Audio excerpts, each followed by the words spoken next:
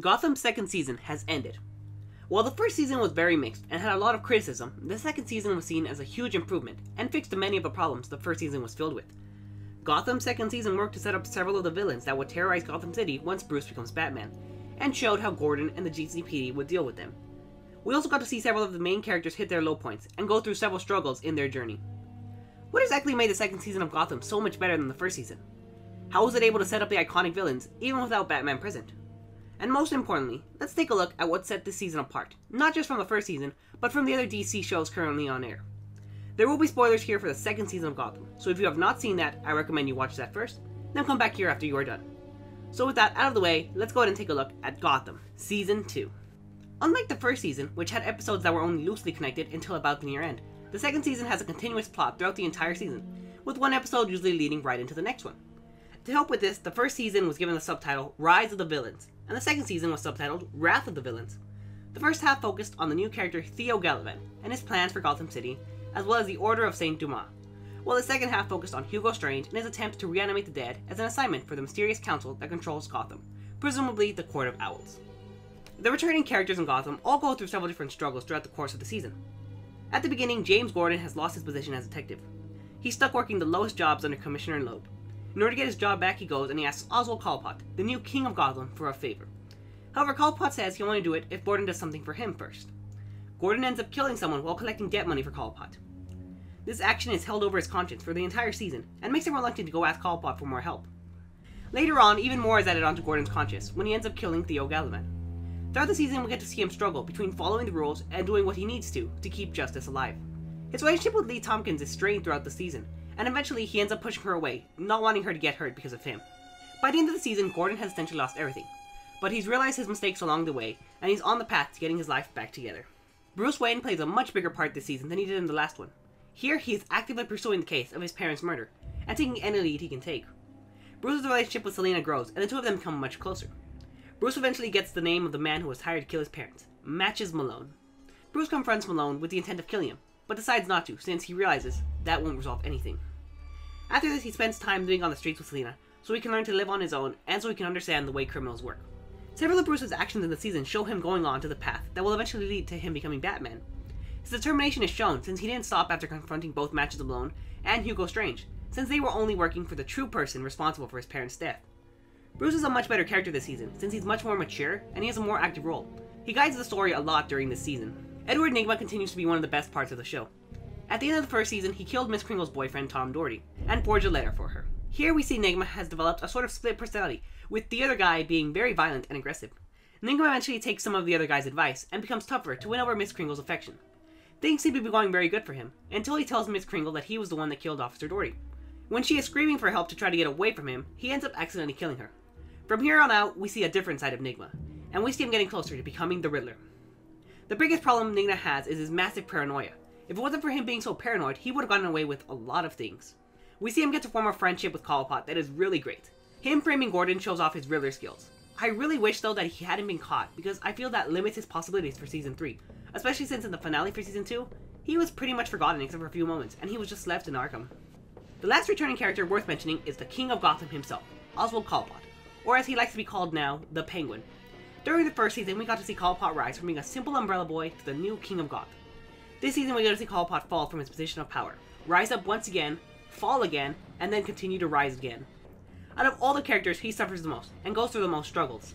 From the death of his mother at the hands of Theo Galavan, the brutal torture in an attempt to make him sane from Hugo Strange, the death of his father, who he had just barely met, and the abuse from his new family, Cobblepot is always losing something and always suffering. You really feel bad for the character the entire time, and even though he's supposed to be a villain, he's the best part of the show and he's so sympathetic. Another great part of the character is the change he goes through. When Galavan offers Cobblepot the role of being his destroyer, Cobblepot says he doesn't destroy. He's a builder and a problem solver. After his mother dies, he gives up life since he has no one left. Were it not for Nygma convincing him otherwise, Cobblepot would have died feeling no purpose anymore. We see yet another side of him after Hugo Strange makes him sane. This version of him is very different and distinct. Cobblepot's suffering and his journey to stay on top makes him a very tragic character, and a joy to watch the entire time through. Definitely the best character on the show. Theo Galavan and Hugo Strange serve as the main antagonists for this season. Galavan is a great villain, but only because of how much you hate him. He starts off by releasing several Arkham inmates to form the Maniacs. He then kills the leader of the Maniacs, Jerome Valeska, from last season to be seen as a hero by the citizens of Gotham. Galavan always seems to be one step ahead of both the GCPD and Galavan. Every episode you just hate him more and more, the rage builds for him. And after the mid-season finale, when Galavan is finally killed, it is so satisfying because of how much that was built up. The hate builds up, and when he finally dies, it's very much worth it. As much of a threat as Galavan was though, the Order of St. Dumas kind of disappoints just a bit. All we ever see are a group of monks that just get into a circle and start stabbing people. As for the second half of the season, Hugo Strange serves as an antagonist there. Strange doesn't gather as much hate as Galavan did, but he's still a very effective villain as well. He's shown to be connected not only to the Wayne murder case, but to a lot that's going on in Gotham City, and he's connected with the Court of Owls. Strange and Galavan work very well to create good antagonists for the second season. One of the major criticisms for the first season of Gotham was that it was essentially just a cop show with Batman characters. It focused a lot on the GCPD and the gang war that was going on in Gotham. The second season, however, feels a lot more like something that is comic related.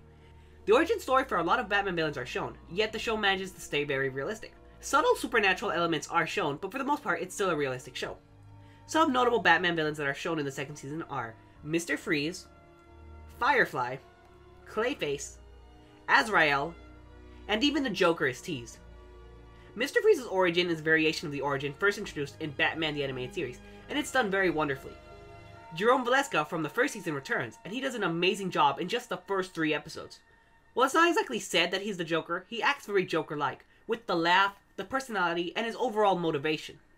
At the end of the season, you can also hear Jerome's laughter, which means he might be back, even though he dies in the 3rd episode. The second season ends on a very big cliffhanger for season 3. Gordon goes off to find Lee and to get her back. Fish Mooney, who has been revived by Hugo Strange, and who now has the power to control people, is back in Gotham and free. Bruce Wayne is going to start looking to the secret council that controls Gotham, which we know is the Court of Owls. And the bus filled with monsters experimented on by Hugo Strange has been set free. Some notable people we see escaping from the bus are what appears to be Killer Croc, perhaps Jerome Valeska since his laugh is heard, a Mad Hatter-like persona, and most importantly, there's a Bruce Wayne look-alike who is being speculated to be Thomas Wayne Jr. This ending sets up season 3 very nicely and keeps viewers interested for what's going to come next. As good as things are though, there are a few problems with the second season of Gotham. It's a very nice touch to get some of Batman's greatest enemies have their origin story, but having most of them being experiments by Hugo Strange kind of diminishes the value of them just a bit. I also wish they would leave a few things open-ended. For example, I would have preferred if Nygma or Strange had managed to avoid getting captured, since they're supposed to be Batman's greatest intellectual enemies. And if they're defeated this easily, it kind of makes you wonder, why is Batman even needed in Gotham? It's clear Gotham is its own universe, and it changes a lot of things, from character origins and motivations, to the outcome of certain events.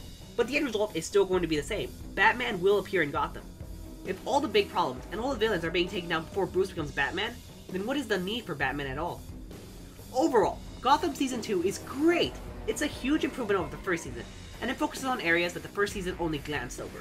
All of the characters are really great. They all go through immense struggles and growth. Everyone is so enjoyable to watch. Some notable characters, again, I just have to mention are Nygma, Callpot, Jerome, and Strange. The season builds up to the next one very nicely and ends on a cliffhanger that is sure to keep the viewer watching next season. If you've seen the second season of Gotham, let me know what you thought of it. Who was your favorite character and what was your favorite moment this season? I hope you all enjoyed, and I'll see you all next time!